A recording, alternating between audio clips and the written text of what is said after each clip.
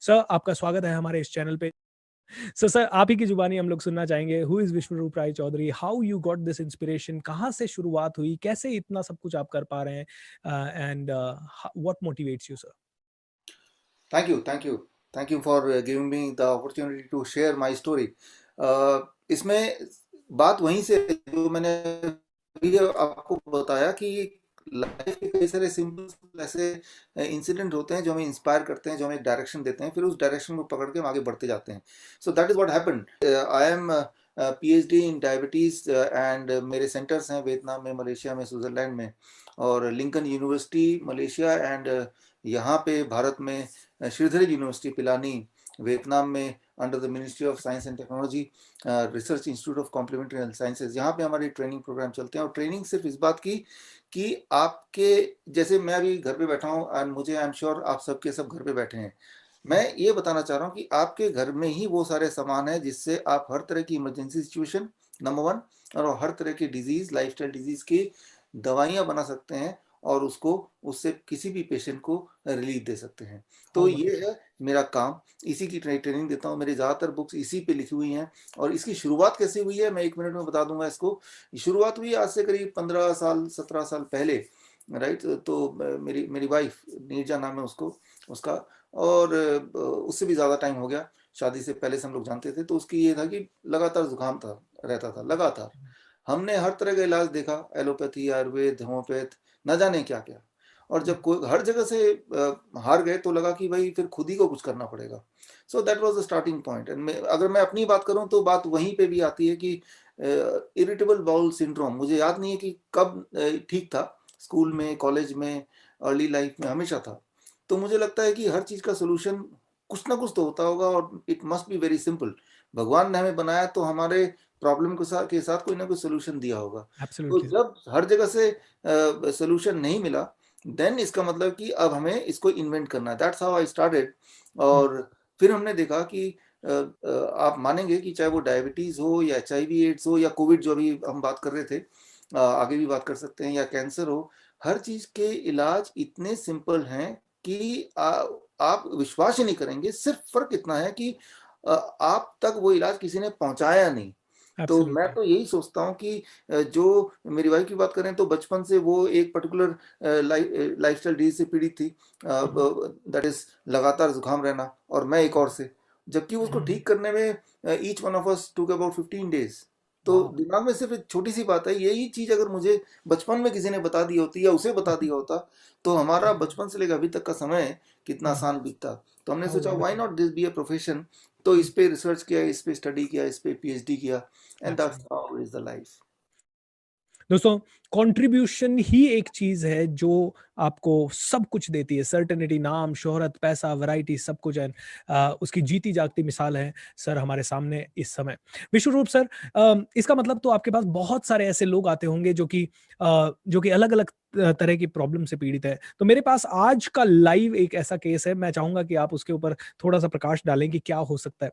एक मैम मेरे पास आई, Mrs Raut, and Mrs Raut जब हमारे पास आई तो आज शाम को वो मुझसे अपनी प्रॉब्लम शेयर कर रही थी कि सर, मुझे पिछले काफ़ी सालों से सर में ऐसे ही दर्द रहता है। मैंने साइकियाट्रिस्ट को दिखा दिया, मैंने एलोपैथिक वालों को दिखा दिया, होम्योपैथिक वालों को दिखा दिया। पिछले 25 साल से मैं रोज़ दवाइयाँ लेती हूँ। मेरे को समझ में नहीं आ रहा मैं क्या करूँ, और दवाइयों से सर में गर्मी हो जाती है, कभी-कभी बहुत चिड़चिड़ापन होता है, उसके कारण बिहेवियर बहुत रॉन्ग हो जाता है, इनसिक्योरिटी बहुत ज़्यादा आ जाती है। मुझे ऐसा लगता है मैं बड़ी सुंदर थी और अब मेरा रूप भी उसके कारण काफ़ी मुरझा गया है। मैं हमेशा टेंशन में रहती हूँ। मुझे समझ नहीं आ रहा क्या करूँ, कि सर मुझे कुछ बताइए। एंड मेडिकल कितने भी टेस्ट करवा लो, उनके टेस्ट में सब नॉर्मल आता है sir. So how do you think a person who can cure a consistent depression, जो 20-20 25-25 सालों से डिप्रेसिव थॉट प्रोसेस में हो, और प्लस वो उन्होंने कहा कि 25 साल 30 साल पहले घरों में कुछ ऐसा हुआ जिसके कारण मेरे अंदर काफी सारी चीजें बैठ गई और वो बाहर नहीं निकलती. So can a person cure this kind of elongated depression? और अगर कर सकता है तो what do you think and what can be suggested? ऐसे ही कुछ और पेशेंट्स हैं, हालांकि मैं तो डॉक्टर नहीं हूं, तो हम तो पॉजिटिव थिंकिंग करते हैं, लेकिन पॉजिटिव थिंकिंग में कई लोग ये सब लोग पूछ लेते हैं ये सवाल कि सर मेरे को ओसीडी है काफ़ी सालों से, मैं क्या करूँ, उसको कैसे ठीक करूँ? So so can you please throw some light on these kind of things? देखिए यहाँ पे पर्टिकुलर केस जो आपने बात की, डिप्रेशन वाली केस बात किया, वो एक लॉन्ग हिस्ट्री है उसका, जैसे आपने बोला। और जाहिर सी बात है, ये आप सबको सबसे पहले तो टू स्टार्ट विथ कि क्या नहीं करना चाहिए। Don't try to find a solution in any kind of pathy, चाहे वो एलोपैथी हो खास तौर पे, या वो होम्योपैथी हो, या वॉट एवर पैथी जो भी है, उसमें कोई इलाज है ही नहीं। बस ये कि उतने वहाँ जाएंगे तो आप अपना टाइम वेस्ट कर रहे होंगे, that is for sure. So सबसे पहला और सबसे इंपॉर्टेंट बात, don't try to find it. और दूसरी इंपॉर्टेंट बात, डायग्नोसिस। इसका कोई डायग्नोसिस नहीं होता। जो हेडेक होता है वो आप ही बताते हैं, पेट में दर्द होता है आप ही बताते हैं। Diagnostically there is nothing in this world. Science ने ऐसी कोई चीज इन्वेंट नहीं की जिससे ये पता चल जाए कि आपके अंदर कोई दुख है तो बता दे देखो इसका दुख है, दुख की रीडिंग 10 यूनिट है, या फिर इसको दर्द है। दर्द एंड दुख, इसका कोई पैमाना या इसका कोई डायग्नोस्टिक टेस्ट होता नहीं है। जिसका कोई डायग्नोस्टिक टेस्ट होता नहीं है तो जाहिर सी बात है उसकी कोई दवा भी नहीं होती है। तो क्या नहीं करना है, to start with, don't try to find a solution in this kind of pathy. अच्छा, अब आते हैं क्या करना है। देखिए इसमें दो एस्पेक्ट हैं, to be very short. One aspect is the psychological aspect, जिस पे आप डील ऑलरेडी कर रहे हैं, and that is one very very important aspect. Absolutely. Second aspect is hormonal aspect. क्या होता है कि डिप्रेशन का मेजर कारण जो मैंने देखा है कि वो ये है कि हमारे घर में या हमारे साथ कुछ ना कुछ ऐसा हो जाता है, then we start becoming depressed because we are thinking something, right, जो कि नहीं सोचना चाहिए, एक पर्टिकुलर डायरेक्शन में सोच रहे हैं। जी सर। ऐसा जब हम लंबे समय तक करते हैं, कुछ समय कंसिस्टेंटली करते हैं, तो हमारा दिमाग एक पर्टिकुलर हार्मोन हार्मोन का जो प्रोडक्शन है उसको डेविएट कर देता है। अब वो साइकोलॉजिकल प्रॉब्लम ना होके वो फिजियोलॉजिकल प्रॉब्लम में कन्वर्ट होता है। It started as psychological problem, but उस वक्त उसने इंटरवीन नहीं किया, या उस वक्त उसने, आप जैसे काउंसलर के पास गए नहीं या जा नहीं पाए, तो अब वो साइकोलॉजिकल से फिजियोलॉजिकल प्रॉब्लम हो गया। अब उसको साइकोलॉजिकल एंगल से उसको ठीक करने की कोशिश करेंगे, तब भी वो फिजियोलॉजिकली इट इज इम्बैलेंस्ड, तो वो ठीक होगा नहीं, राइट। चाहे वो पॉजिटिव थिंकिंग करेगा तब भी, क्योंकि वो फिजियोलॉजिकल एंड साइकोलॉजिकल दोनों प्रॉब्लम एक साथ हो गए। जी। तो जो साइकोलॉजिकल में क्या करना है वो आप ऑलरेडी कर ही रहे हैं। फिजियोलॉजिकल में क्या ऐड करना है वो मैं अभी बता देता हूँ। करेक्ट दो सर। चीज ऐड कीजिए बस। नंबर वन, याद रखिए, जब भी कोई मेंटल दिमाग से, उसको सिजोफेनिया बोल सकते हैं, उसे कंपल्सिव डिसऑर्डर बोल सकते हैं, उसे डिप्रेशन बोल सकते हैं, उसे एंगर बोल सकते हैं, फ्रस्ट्रेशन बोल सकते हैं, ये बहुत सारे नाम हैं। जी। बेसिकली ये एक ही चीज है, हार्मोनल इम्बैलेंस।